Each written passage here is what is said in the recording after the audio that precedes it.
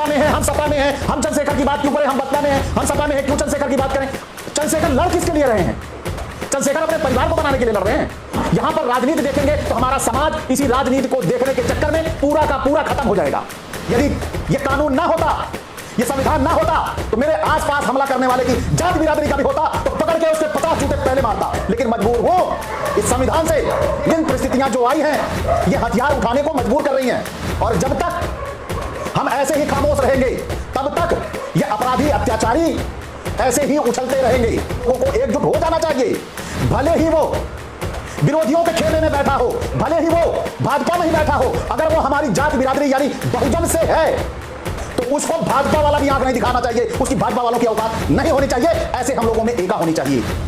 Each one teach 10। आप सभी 10-10 लोग ऐसे तैयार करो और वो 10-10 लोग 10-10 तैयार कर लें। निश्चित तौर पर हम लोगों के हल्का होने में ये मनवादी बह जाएंगे, मुट्ठी भर रहेंगे, लेकिन ये मुट्ठी भर भूसा बने हुए हैं हमारे लिए।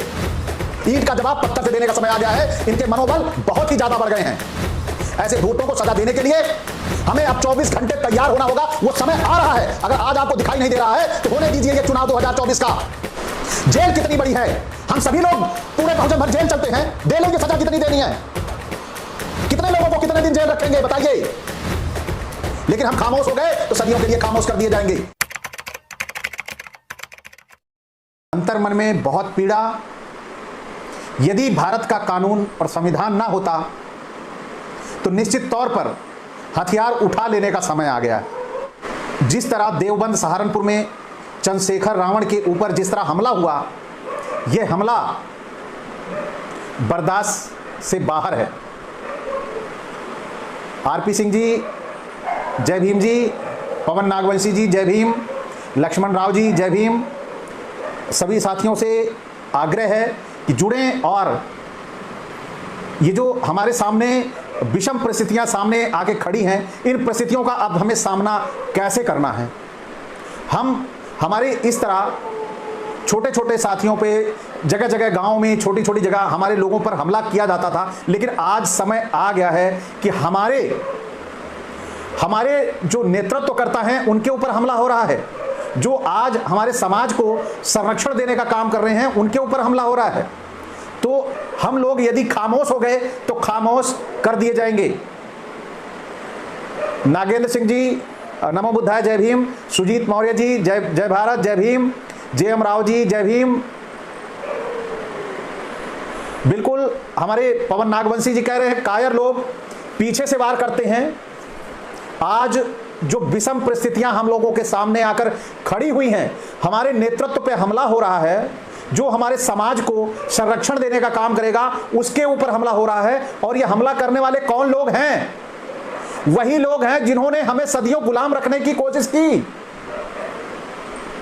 और आगे भी ये हमें गुलाम रखना चाहते हैं। इसलिए ये हमारे ऊपर हमला कर रहे हैं, हमारे नेतृत्व को खत्म करने का प्रयास कर रहे हैं।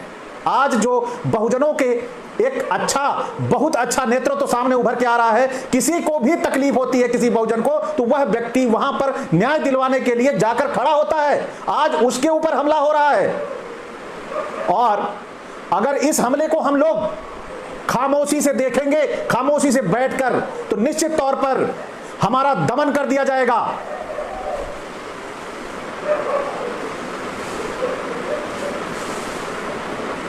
मैं कहता हूं आप अपने लोगों को गलत निगाह से क्यों देखते हैं? विजय सिंह जाटव जी आपसे आग्रह है, अगर वो राजनीति चमकाने का जरिया है तो इसकी भी जांच होगी, वो भी पता लगेगा। लेकिन राजनीति चमकाने के नाम पर हम अपने लोगों को ऐसे छोड़ देंगे?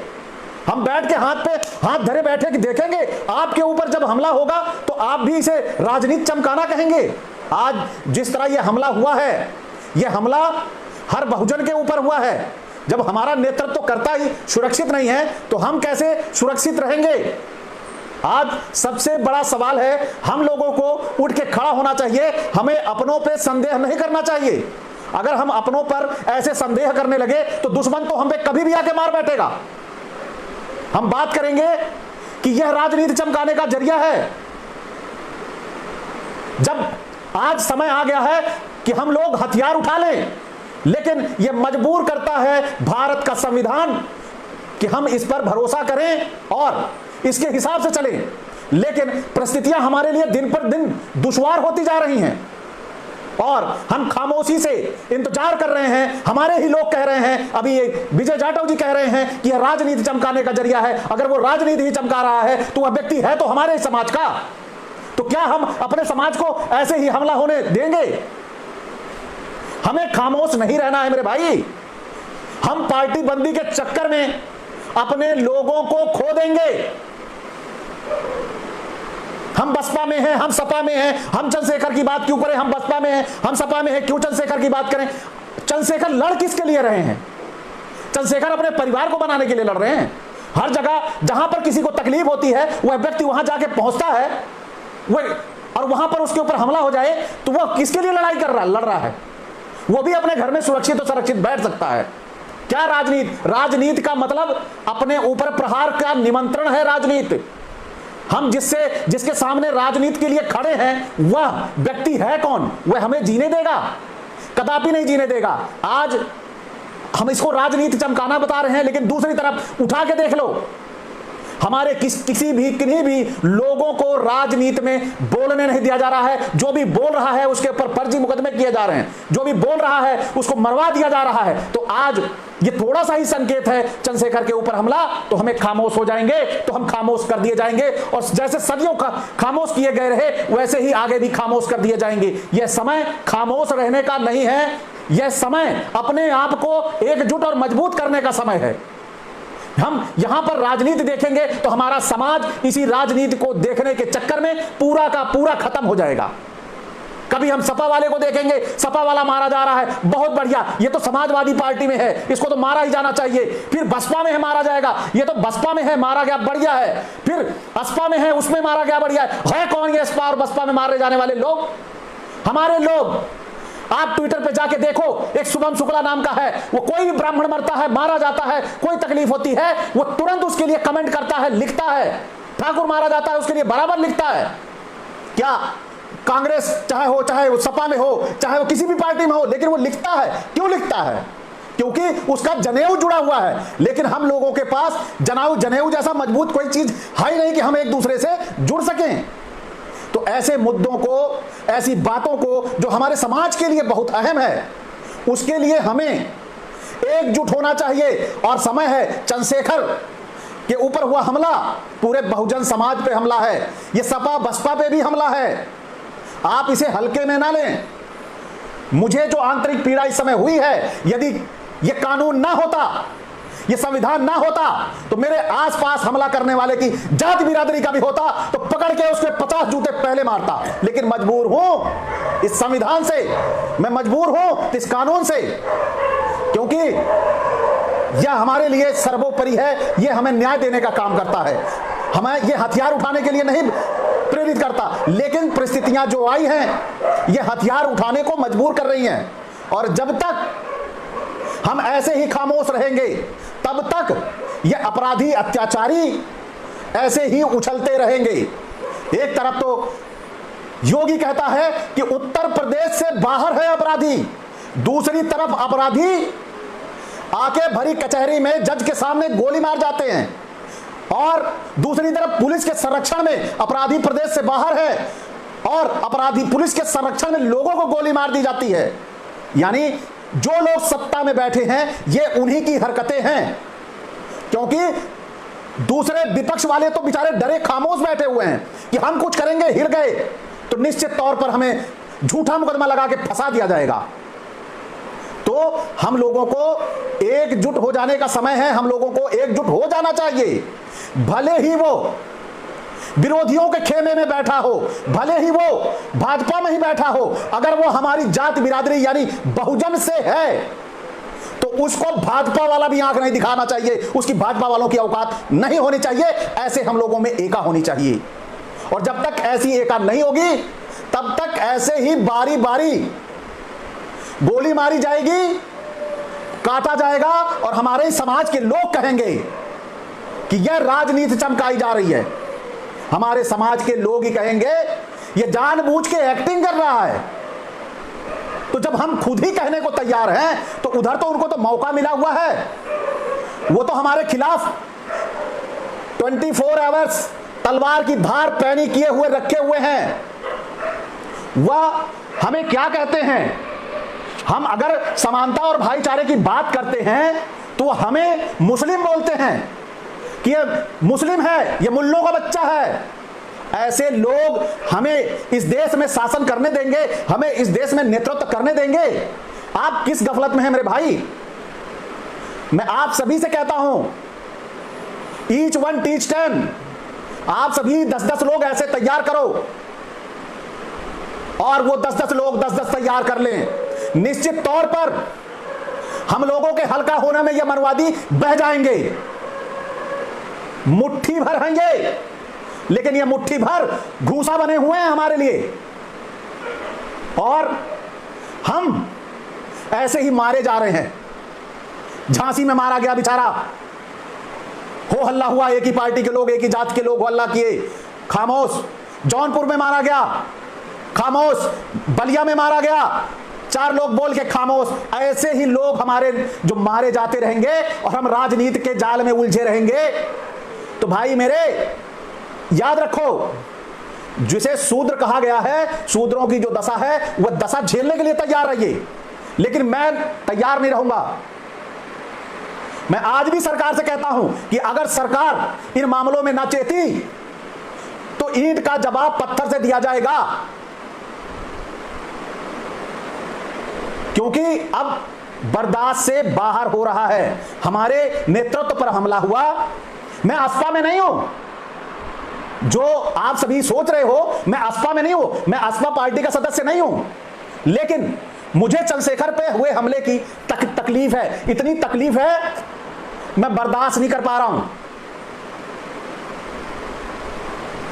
तो क्या वह पार्टी बना ली है, पार्टी में है, तो क्या हम उसे मार दिया जाने दें?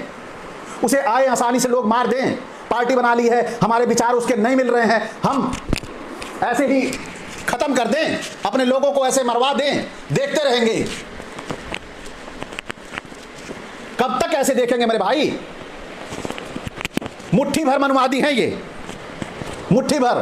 केवल उनके हौसले बुलंद है, और वो हौसले क्यों बुलंद हैं? हमारी नाकामी से, हमारे नकारेपन से। लगातार इसके लिए हम लोगों को चैतन्य होना होगा, एकजुट होना होगा, और ऐसे आतताइयों के लिए कोई भी आपके आसपास अगर ऐसे मंसूबे बना रहा है तो उसे चिन्हित करें और उसे सबक सिखाने का काम करें। ईंट का जवाब पत्थर से देने का समय आ गया है। इनके मनोबल बहुत ही ज्यादा बढ़ गए हैं। ऐसे धूर्तों को सजा देने के लिए हमें अब 24 घंटे तैयार होना होगा। वो समय आ रहा है। अगर आज आपको दिखाई नहीं दे रहा है तो होने दीजिए ये चुनाव 2024 का। मैं आज जो मेरी तड़फ है ये बर्दाश्त से बाहर है, और मुझे ये पता लग गया है कि मैं यहां पर ज्यादा दिन जिंदा नहीं रहूंगा, क्योंकि यहां पर कोई भी, मेरी कई पीढ़ियां आके चली गई, कोई जिंदा नहीं रही। तो मैं इनसे डर के खामोश होकर नहीं बैठ सकता। मैं तो मार के मरने वाला व्यक्ति हूं। तो आज की ये घटना अगर आप सभी को बर्दाश्त होती हो तो हजम करके खामोश होके अपने घर में बैठ जाइए। लेकिन अगर ये घटना आपको पीड़ा देती है तो पूरा का पूरा फेसबुक, ट्विटर, सोशल मीडिया पूरा का पूरा ऐसा भर दो कि मनवादियों की रूह कांप जाए। यही आप सबसे आग्रह है, यही गुजारिश है।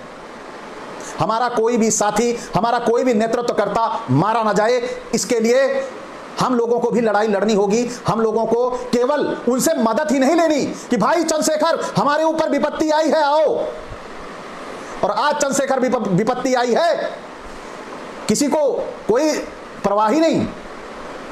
ऐसे हम अपने समाज को मर जाने देंगे, अपने समाज के लोगों को ऐसे ही मर जाने देंगे, तब तो हमारे लिए कोई खड़ा ही नहीं होगा आवाज उठाने के लिए।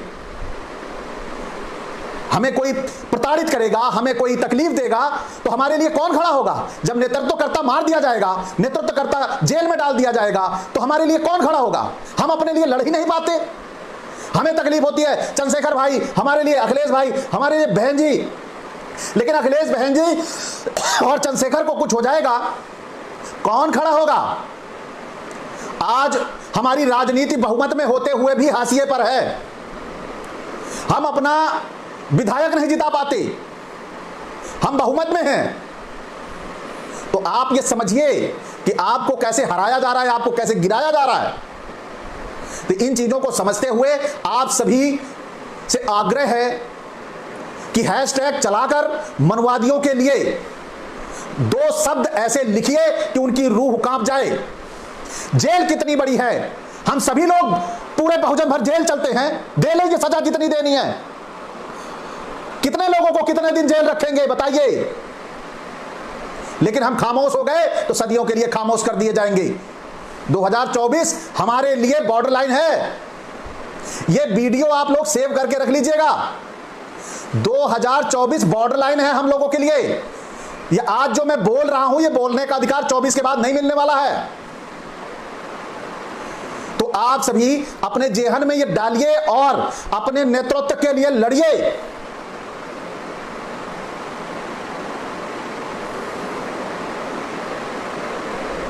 बिल्कुल जी। ये साथी कौन लिख रहे हैं, ट्विटर के अलावा भी लड़ाई लड़ने की? भाई ट्विटर, मैं ट्विटर की बात नहीं कर रहा हूं, ये तो ट्विटर और फेसबुक संदेश देने का माध्यम है, लेकिन हकीकत लड़ाई तो 24 की लड़ाई हमारे लिए आन मान और हमारी आजादी, स्वतंत्रता, समानता की लड़ाई है। अगर हम ये लड़ाई हार जाते हैं तो ये तो गोली मारी गई है, ये गोली मारी गई है। उस समय गोली नहीं मारा जाएगा, उठा के हमें कारागार में डाल दिया जाएगा कि आपने समानता की बात की कैसे, भाईचारे की बात की कैसे, यह कहा जाएगा। आपकी हिम्मत कैसे हुई?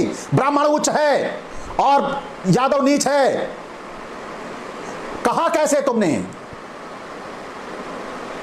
ऐसी स्थितियां आने वाली हैं, बोल नहीं पाएंगे।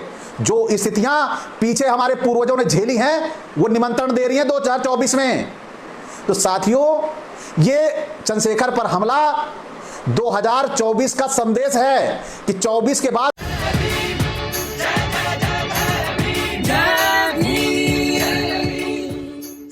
अगर आप चाहते हैं गरीब हर वंचित इंसान की आवाज आप तक पहुंचे तो हमारे चैनल को सब्सक्राइब करें और बेल आइकन का बटन दबाना ना भूलें। देखते रहिए बहुजन हलचल न्यूज।